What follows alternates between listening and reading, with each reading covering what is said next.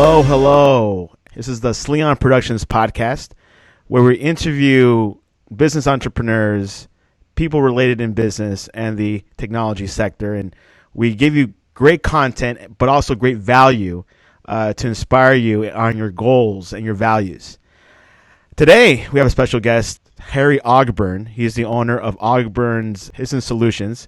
He has helped a business development process that helps entrepreneurs and business owners, learn the importance of working on your business instead of being caught up in the day-to-day grind. His unique system and personal devotion to the development of others has contributed to the success of hundreds of small to large business venture.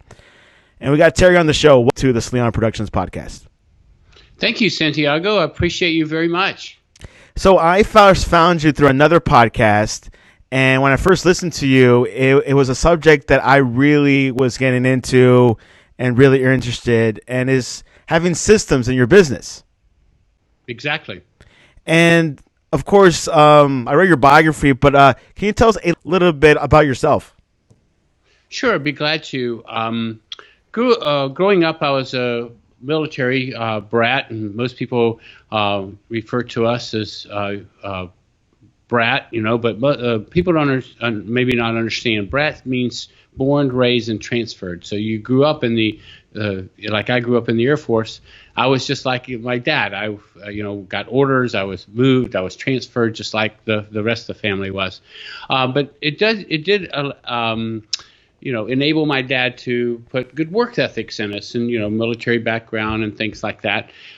So growing up in business, I got fired out of the car business, and so I decided to open my own air conditioning company, like most technicians do. Most people, I'll get mad at the boss and I'll open up something, just go up again.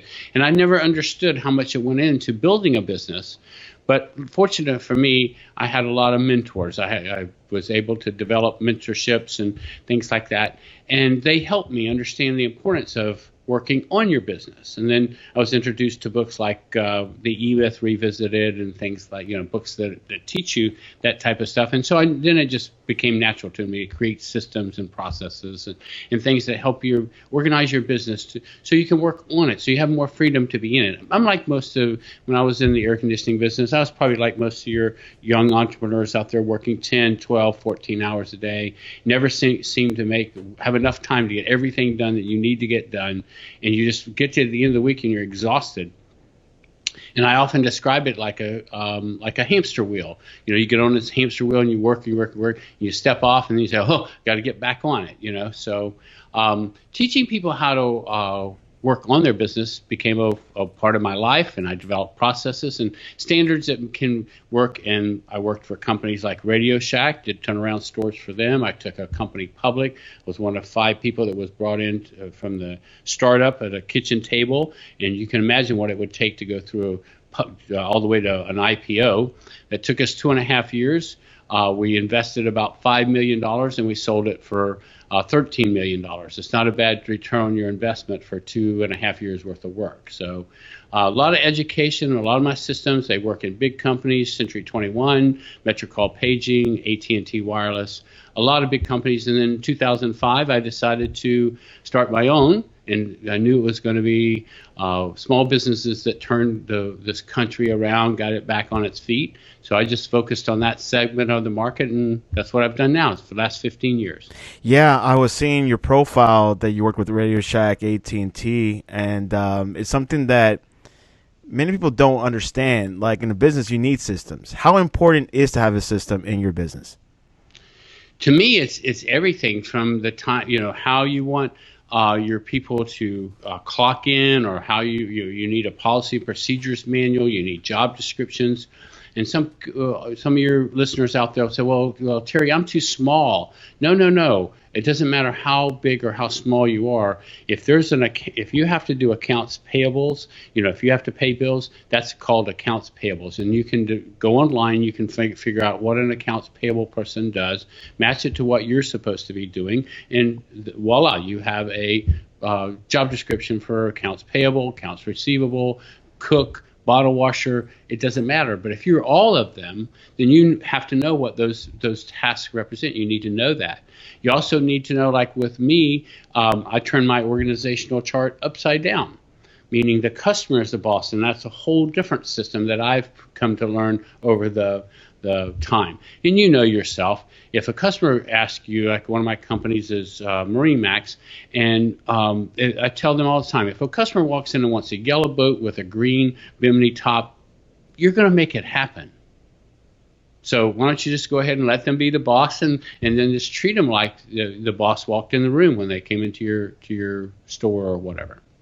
Yeah, one of the first things that woke me up like about systems and businesses, I watched this movie about McDonald's and how they created a system.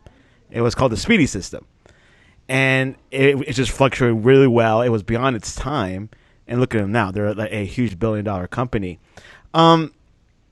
I'm glad you brought that up, Santiago. If I can camp out onto that for a second. Yeah, go ahead. The E-Myth is written by Michael Gerber. I suggest that every one of your listeners go get this book. It's now called The E-Myth Revisited. But that whole Michael Gerber's whole business is focused on McDonald's. Did you know that? Did not know.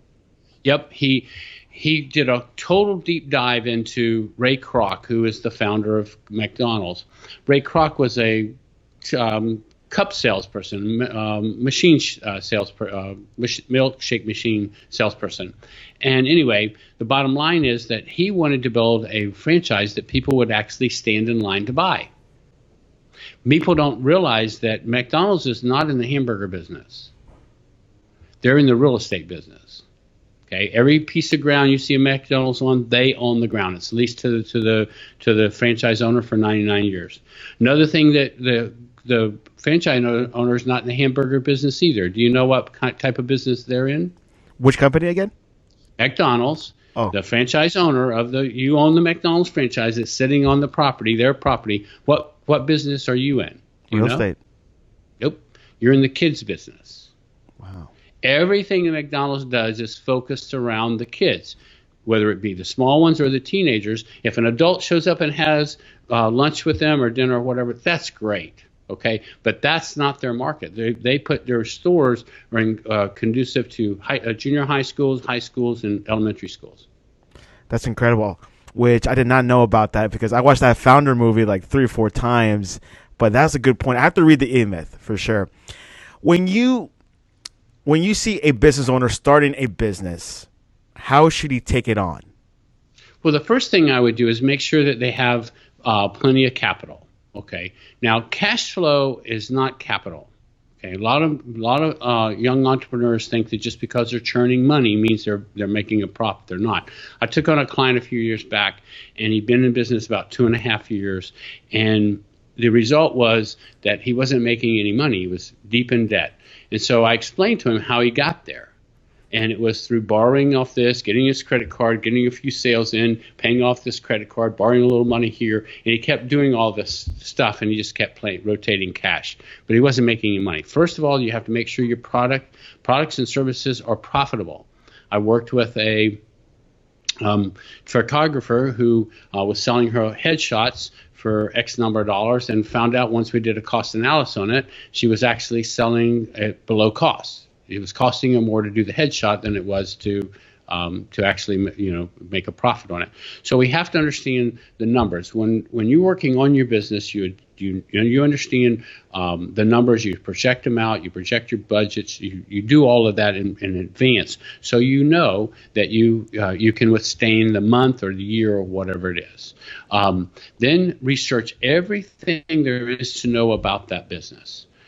Even if you've already launched your business, do a deep dive on everything that find out what others do, find out how others have approached it, find ways to do it better. I have a rule in my world where if we study what others do and we do it better, wow. Just do it better. That's all you have to do. Just make your, they say the mousetrap's always better, but sometimes it's not. Like for an example, adding value to your product. Your product should be worth 10 times the value that you're selling it for. So if you're selling your product for $300, your product should be worth $3,000. then you have less buyer's remorse, because if you're adding value, people don't like salespeople. So if you approach your business like a salesperson would approach it, you're going to be turning your customers off. People do not. Better than 80% of the people start their buying process online. So now you should be more like third-party validation. You should make sure that everything you know is validated online, because they're going to go check it. Before I came on this show, you told me before we jumped on the show that you did a deep dive, maybe not a deep dive, but you looked at me, you looked at my background, you looked at me. That's how we are. It doesn't matter what Wagner had to say about me. It didn't matter what that was. You still wanted to go and find out if I'm the real deal, or if I'm just, some kind of, guy that jumps on podcasts all the time. Here's another planning note that I figured. Can you tell us your first business when you started as a kid? I believe it was a paper route business. It was. I was about 12 years old, 10 or 12 years old. I don't quite remember now, but I wanted a bike. That's what I wanted, Santiago. All my friends had a bike, and you could travel. Back in my day, you could go. We had perimeters. You had this far streets to go, this far. It wasn't like you had to stay in the neighborhood. You could travel, but you couldn't travel unless you had a bike. So I went to my dad and I said, I want a bike. So I had to research the cost. How am I going to pay for it? I said, well, my friends have a paper route, so I'm going to jump on and get a paper route. So I had to have little baskets on the back, remember, so you could throw the papers. Well, I had to figure out how many people I had to have in a route in order for me to be able to pay my mom back for the money, because my mom would be the banker of the family. So, and I made a nickel per customer. So I hustled up and I got, I got my, paid off my bike and then got rid of my paper route. But I had to produce a business plan to my dad before, not one like I would write today, but one that made sense to him. But you know what it really was? He wanted to see how much commitment I had in getting, how much commitment I wanted to do for that bike. How important is to create a business plan? Oh, I wouldn't start any business without one. And again, that could be, you can check with any of the clients that I work with. Every one of my clients, whether they're a single person or they have a business, we all have a business plan. You have to have one. And a business plan is more than just the numbers and that stuff.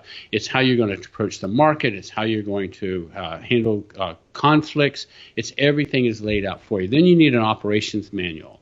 An operations manual is your rule book. It's how you're going to operate your business. The typical operations manual has 8 things in it. First is your development plan, how you're going to develop your business, the rules, the structure, the infrastructure of your business. Then you need a strategic plan, it's your action plan. Then you need an organizational strategy, how you're going to organize your company. You need job descriptions. You need checklists on how to perform those job descriptions. You need budget and pro forma. You have to have your money. You have to have a policy and procedures manual, and then you need a direct marketing plan and a social media marketing plan. So how you're going to get your business, and that business plan makes all that come true. So if you get X, it equals Y equals profit. That's how that works. But I'll give your listeners right now 4 things. If they'll just do these 4 things. I promised them it'll always come true. You ready? Ready. Okay. The first is whatever you do, just make commitment. Just burn the boats, man. Just decide you're in it to win it. That's you have to do that. You have to make that commitment. Then once you make the commitment, you need to put disciplines in life to make sure that your commitment comes true. That means if you have to get up early, if you have to stay up late, if you have to do whatever it is you have to do, you put disciplines in life. Like I was working with one of my clients, and I have this little incantation that I ask them to say in the mornings when they first get up and before they go to bed. Helps get you mentally ready. And so I also ask you that you type it up and you put it in your peripheral vision so you can see it throughout the day. You don't have to read it, just so you're aware of it around. So after the next week, I said, did you get it typed up? He goes, no, I'm not going to do that. I don't want the stuff all over the house, that kind of stuff. I said, okay, well then just go to the novelty store, get a key of some kind that represents a key, put it on your desk so that it reminds you of your magic key. I have a golf ball on my desk that's called it's a Nike golf ball. Do you know what the golf ball is there for? Why? just to remind me just to do it. People don't have to know why I have a golf ball on my desk, but to me, it reminds me to do what I'm supposed to do. So then the third thing is decisions. I'll give every one of your listeners today the permission to procrastinate on anything that doesn't take them towards their goals. We all love to procrastinate, but procrastinate on the right things, not the wrong things. So get up with the intent that you're going to get this day done the way you want to. So commit to it. Commit to everything that you do. And then the last thing, fourth thing, is visualization. We think in pictures. There's a beautiful picture hanging on the back of your wall. It looks like a sunset or something along the beaches or something. I can't tell, from the shot, but to me that would remind me of where I want to be when I retire. I have pictures all over my office, all over my office building, where the right side is a eagle. That's to remind me that if I want to soar with the eagles, I can't hang with the ducks. If I on this wall on this side of my office, I have a lighthouse. It's just a beautiful scenery of a place, a beach and a lighthouse. But it reminds me of principles, that I have principles that I live by, integrity and honesty and things like that. So we can have little artifacts in front of us that remind us of the things that the visualization things that we want. So they do those four things. If they want a car, if they want a business, if they want an employee, if they do those things, they'll always get it. That's incredible that, started from a young child, to get these principles going. Working with these big companies and maybe some mid-sized companies, what's the most common mistake you see? Empowering. Most companies, people in business micromanage. They take their business, they grow it into an adolescent format where they know everything, and then they try to hire people. And my rule is you look for potential winners. When I was going, my first mentors told me, you're never going to find a winner. A winner has a job. You're looking for that potential winner. So create a career path. One of the things that we did at Radio Shack, we had a big turnover of associates. And the problem was that because they looked for people who could sell good, the people that could sell good, they promoted them to the manager of the store, and then the associates fed the sales to the store manager. Well, Santiago, you're not going to like that. I mean, you got to feed all the big sales you get to ring up sales with. You're just nothing more than a cash register person type. So that caused a sieve, that caused people to turn over. So we put a career path in place. So we did that by creating 20 manuals. And those 20 manuals, the first 4 got you out onto the sales floor. Then every time you completed a manual, you learned something. You got a little tick up in your commission structure. Little tick up, little tick up, little tick up. At the end of 20 manuals, you could sell anything in the store. Now you're progressing. Then you could go on to manager and training and so forth and so on. So that way, you always I established this in my construction company up in Chicago. He has a whole complete training program now, and all he has to do is hire laborers. And then from the labor pool, he picks out his potential winners. They become field supervisors. From his group of field supervisors, he can promote into his project managers. Some people will always be a field supervisor. Some people will always be laborers. That's not for us as entrepreneurs to decide.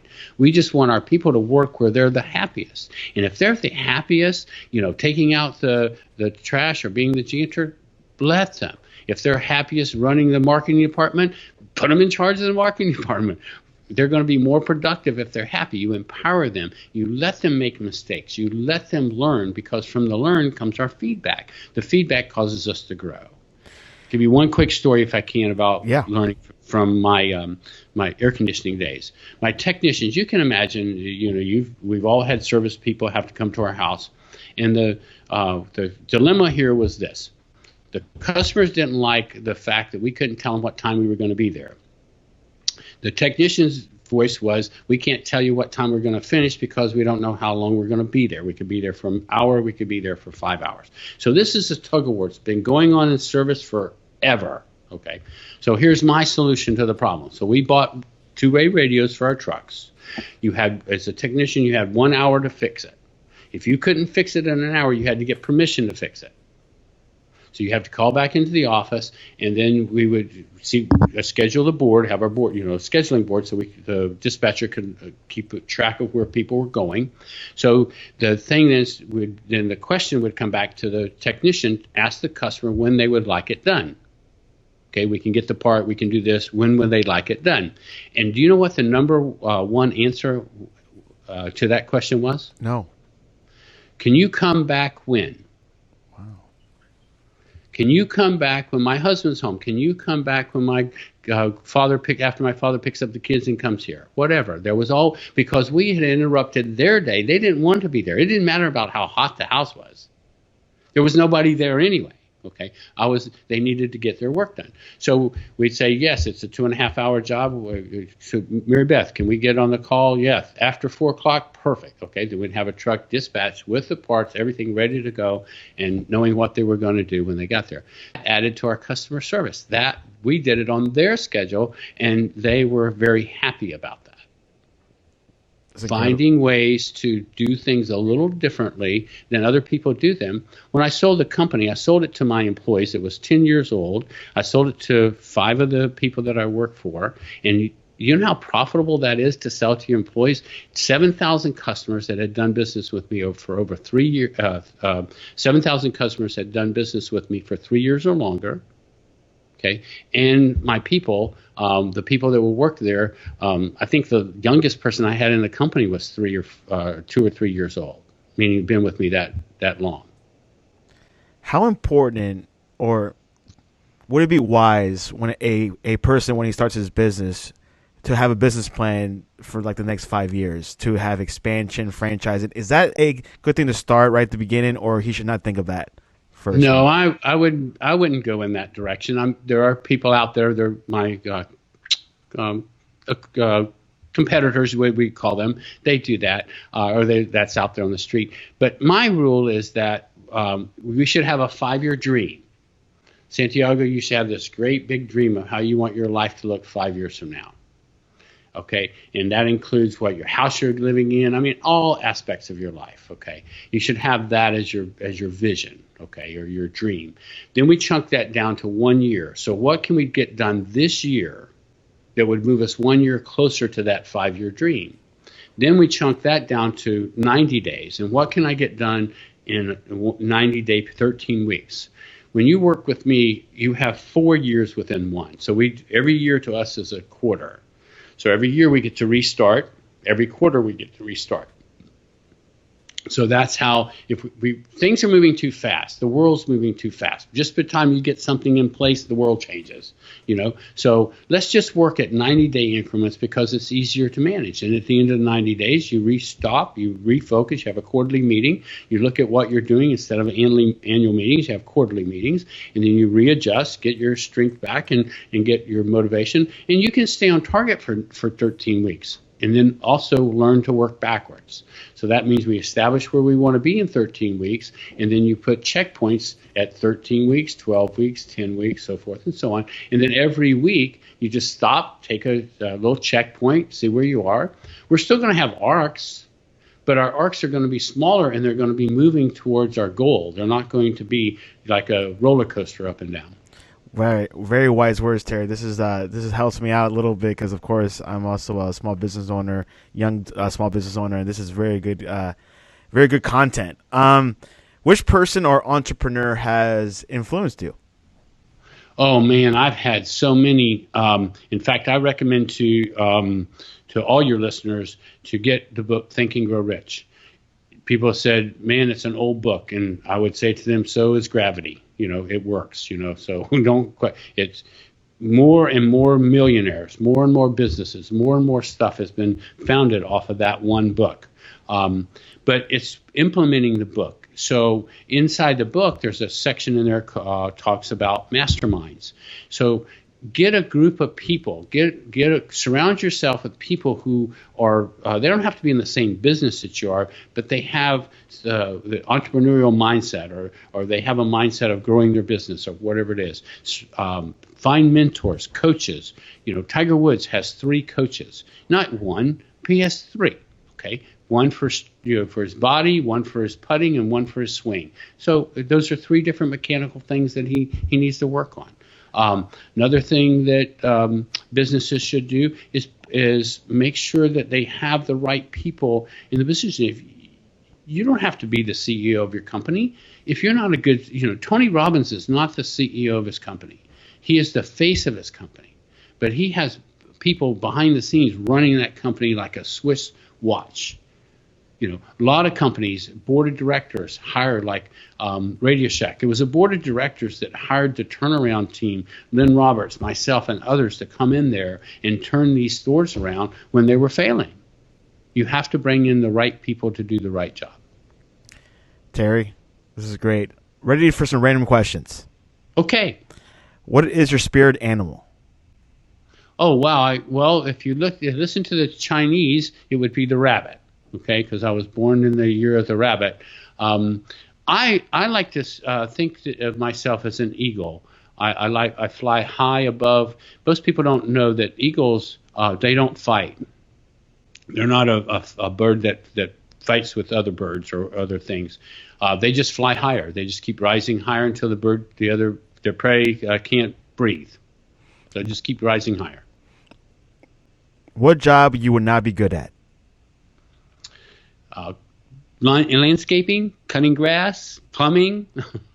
There's a few that if my dad lived to be 99 years old, but I didn't like to paint, I didn't like to cut grass, and I didn't like plumbing. What would you tell your 15-year-old self? Stop being an adolescent and start learning from mentors earlier. Don't wait till you get to be 28, 29, 30 years old to take on mentors. There's a great story by Dr. Wayne Dyer, who asked a lawyer after he'd been in practice for a few years, had a family, a couple kids, great practice. And the guy says, I'm just not happy. And he says, well, when did you decide to be a lawyer? He says, when I was in high school. And he said, well, what lawyers did you consult with before you took on this goal of being a lawyer? He said, none. He said, well, then let me ask you, what 17-year-old would you consult today? There you have it. Terry, what is the best way to reach you? The best way to reach me is through my phone, 727-422-4771. I know most people don't like, but I do. I love to talk on the phone. I love to do that. Also, my website is ogburnsbusinesssolutions.com. There you can go and click in the Contact Us box, and there'll be a form that they can fill out if they'd like a free coaching consultation with me. No charge, just let's dive into a challenge or some problem that you may be having, and then I can help you with. And again, that's the two best ways to get a hold of me, through my website or through my phone. And I do answer my calls, so it doesn't matter. And you were saying before that you have a special promo for our audience. That is, and I mention it again. It's a half hour of my time with them. So all they have to do is either reach out to me via my phone, and we'll set up a half hour for them. Or if they want to go into my website and then click on the Contact Us button and then just give me their name and email address, I'll reach out to them and we'll set up a time that's convenient for them. We'll discuss a challenge or a problem or something they may be having in some way that I may be able to help. That's awesome, Terry. And definitely you confirm with me to read the E-Myth Revisited. I think it's very important to have systems. I think a lot of people don't have them in place, even though they have something going on. But I think it's very important. I mean, I've seen different type of organizations, nonprofits, and successful businesses that have great systems, and that keeps them growing and going and up. Makes a huge difference. Any closing words? Yes, just camping out on the systems. When you have systems and you have those things in place, then you can do what most companies do. They hire personality profiling. You probably know that by now. More and more your big companies whether they use the DISC or the Colby or whatever they use, Omni, they have all these different profiling systems. So now major companies are taking and profiling. Their profile for a salesperson is different from their profile for a support person. So that's another thing that your listeners can do is understand your profile, understand who you are, and then understand the people you're hiring and put them in the right position. Terry, this is great value, great content, and I appreciate you coming on to the Sleon Productions podcast. Thank you so much, Santiago. I appreciate you very much for having me on.